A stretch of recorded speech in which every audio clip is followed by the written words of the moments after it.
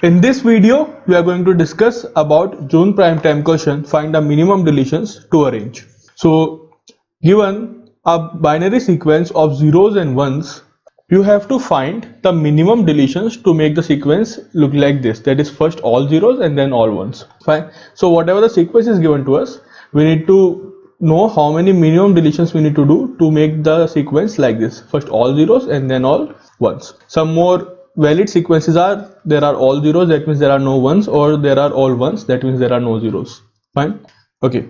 So let's see a test case and let's move on to the logic and the brute force approach to understand this particular question. Fine. So if we just understand the test case first, so it is nothing but 0 1 0 1 0 1.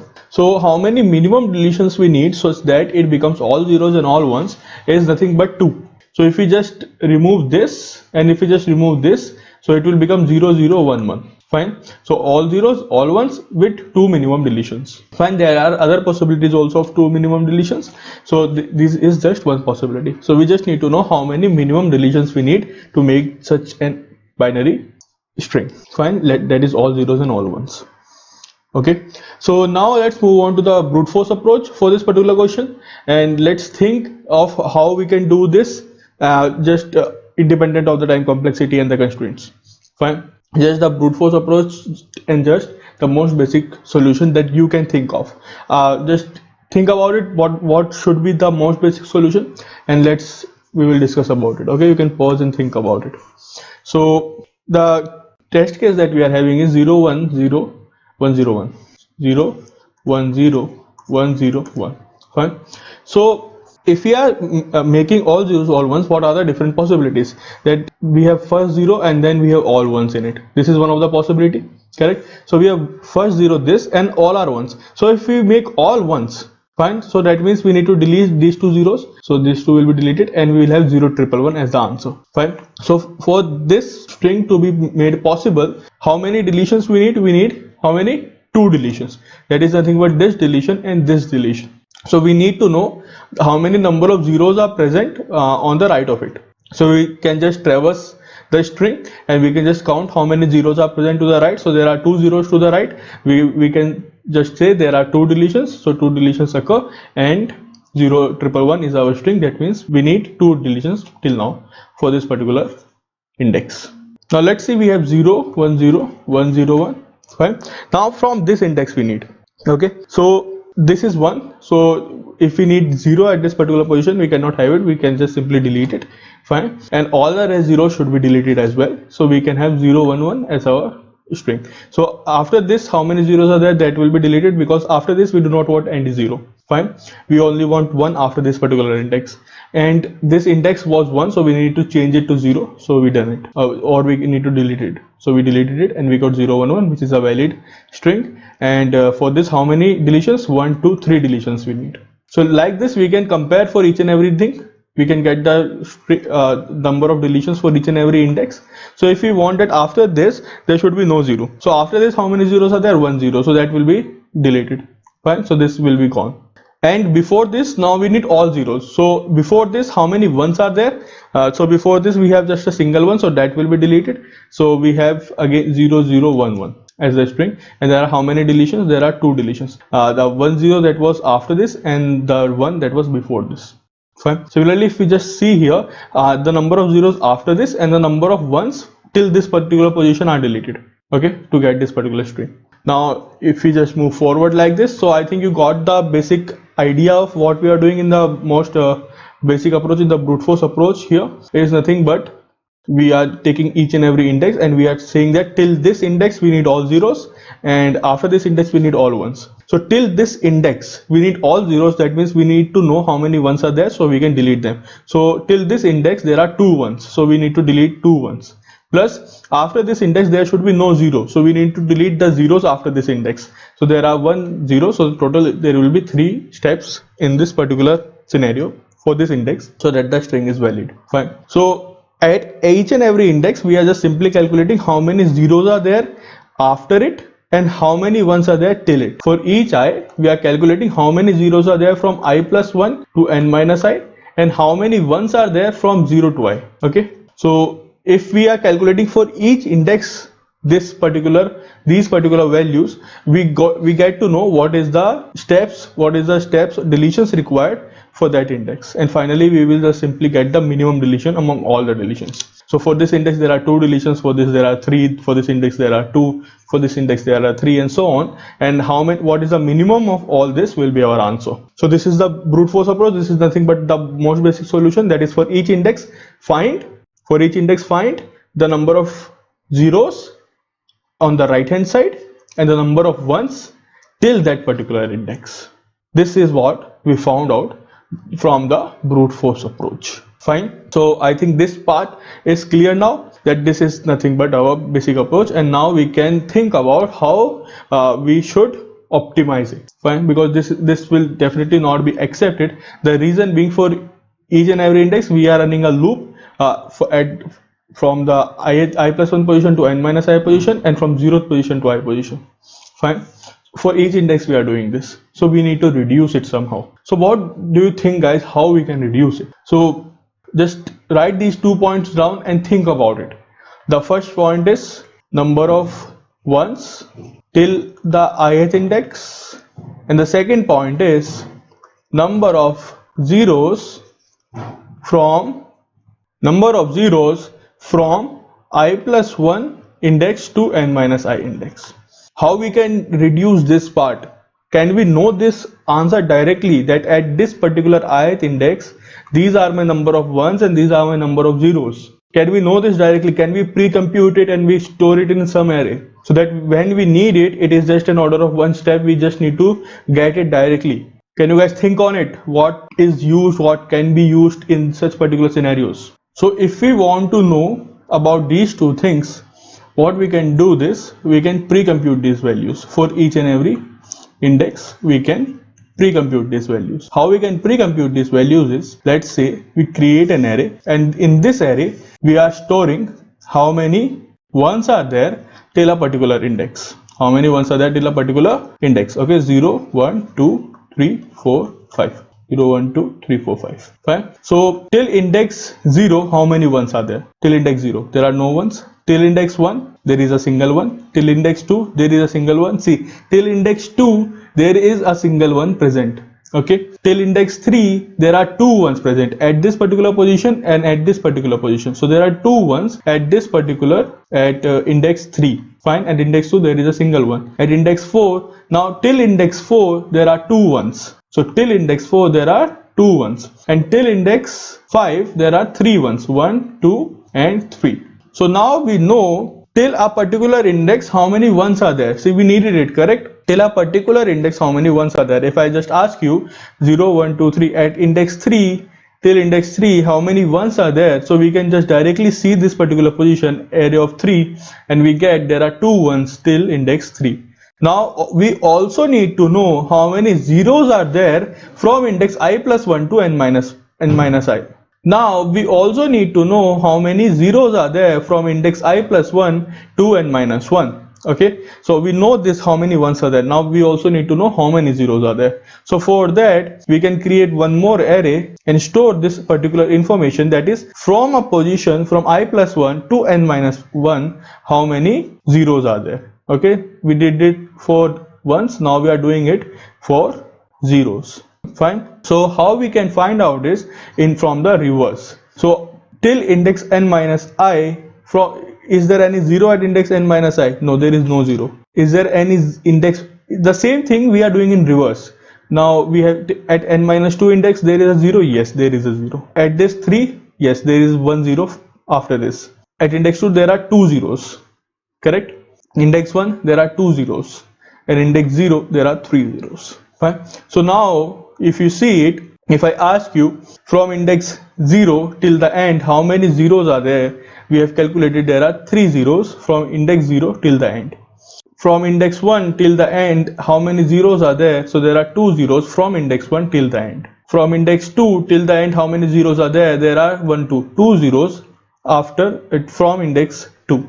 From index 3, how many zeros are there? There are just a single zero from index 3. So now we know both the information, that is from a particular index. If we are calculating that, I want to know for the string 0 1 0 1 0, from this index, for this index, what will be the number of deletions? So how many ones are there till this index? So this is given by array of 1, so it is nothing but single 1. Okay, and how many zeros are there after this index? So we need to know how many zeros are there after this index, not from this index. We need to know how many zeros are there after this index. Okay, so how many zeros after this index is nothing but from this particular, from the second array we get. Okay, so it is nothing but 2. So there are 2 zeros after this index, so we get total 3 deletions are needed if we are performing the operation from this index, that is nothing but index 1. So since we need to know after the index, we are doing I plus 1 here. From I plus 1, this is I, so from I plus 1 to n minus I, how many zeros are there? So therefore we are doing I plus 1. Fine. So this is nothing but our prefix array, and this is nothing but our suffix array. Fine. Prefix we are starting from the beginning, and suffix we started from the end. Fine. So we will just simply calculate prefix of I plus suffix of I plus 1. This will give me how many deletions are there now for each and every index. Now the question becomes really simple and direct to solve. Once we create our prefix array and suffix array, we will just simply traverse our string for each and every index. We will calculate what is prefix of I plus suffix of I plus 1. So this addition will give me for that index how many deletions are needed, and we will simply store the minimum value of prefix I plus suffix of I plus 1. Fine. I hope you understood this approach. What was the issue was, for each index we needed to calculate the number of ones and number of zeros. Now instead of calculating for each index, we calculated that part beforehand, and now that information we are using directly for each index. Fine. So this was the logic here. Now there are some cases, for example, there are all zeros and there are all ones. Correct. Now when we have all zeros, so what do you guys think is the answer? Or when we have all ones, what do you guys think will be our answer? If we have all zeros, and for this zero, if we tell you that this zero we need from the brute force approach that we are doing, from this all we need to, that means convert 1 2 3 4 1 2 3 4 5. We need to delete 5 zeros. For this we need to delete 4 zeros. For this 3, for this 2, for this 1, and for this we need to delete 0 zeros. So now we are getting the answer as 0 zeros. Correct. So if we are just calculating its array, how many ones are there? So there will be nothing but, there are no ones in it.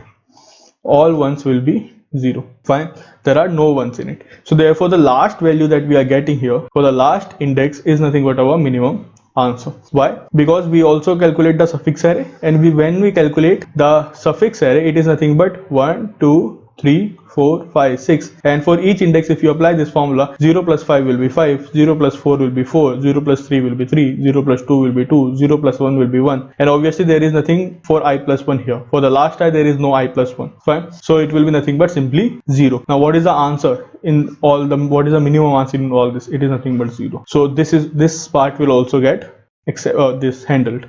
And for what about this? For when there are all ones, what should be there when there are all ones? Can you guys think about it in the implementation part? Because how will this be handled when there are all ones? Just think about it. Simple. We just need to create our prefix array and suffix array to see what will happen in the all ones case also. Okay, but you should pause and think about it.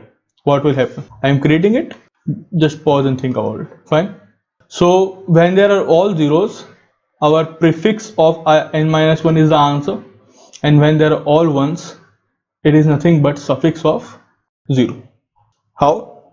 Just think how. So if you see it, it is pretty direct, that they are saying, if the suffix array is saying there are no zeros present throughout, if there are any zero present throughout, this particular index will tell you about it, how many zeros are present in all the array, and this particular index will tell you about it, how many one is present in all the string, not array, in a string, how many ones are there, this particular index will tell you, and how many zeros are there, this particular index will tell you. Fine. So if there are no ones, this index will be 0, and if there are no 0, this index will be 0. Fine. So for these two cases, here the answer will be nothing but prefix array of n minus 1, and here the answer will be nothing but prefix array of or suffix array of 0. Fine. So maximum deletions that we are doing, we are counting the number of deletions for 0. So maximum deletions that we are doing is nothing but suffix array of 0. Okay, this is the maximum deletion that we can do in our, that is nothing but we can delete all the zeros, so the answer will be all the ones.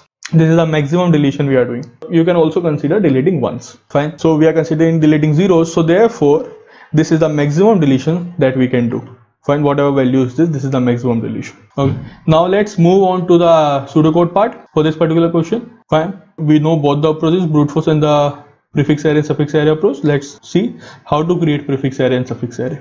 Okay, let's move to the pseudocode part. So if we see how to create our prefix array, so for the index 0, we can just simply compare it with the str of 0, that is str index 0 is nothing but a 0, so therefore the answer is 0. If it was a 1, so we have just created it 1. Now we can run a loop for I equals to 1 to n minus 1, fine. And for each and every prefix of I, we will simply add it from the previous prefix of I minus 1. And if str of I equal to 1, then we can increment our prefix of I plus equals to 1. So prefix of 1 equals to prefix of 0, and prefix of 1 initially all are 0, so this will be 0. And we also see what is str of I. Str of I is 1, so we increment it to 1. Now prefix of 2 is nothing but prefix of 2 is 0 and prefix of 2 minus 1 is 1, so it will be 1.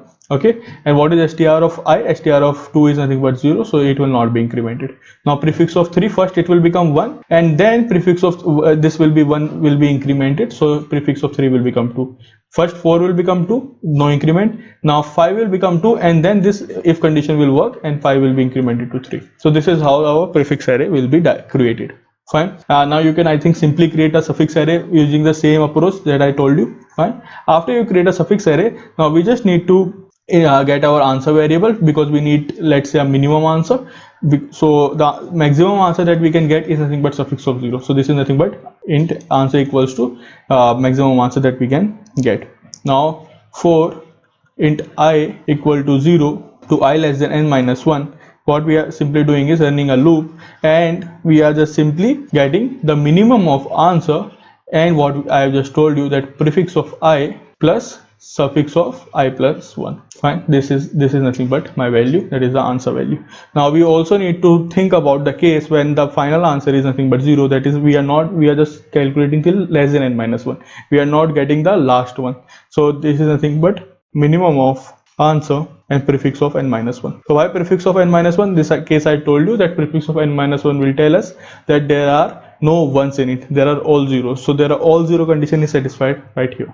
Fine. And this is nothing but if there are all ones in it, there are all ones, not any 0. So this condition is satisfied here. Okay, answer equals to suffix 0. If there are all ones, this value will be 0, and there is nothing but minimum 0, so answer will remain 0. It will not change. Fine. So this is nothing but all ones, this is nothing but all zeros, and rest all the cases are handled in the for loop. Now let's see the implementation.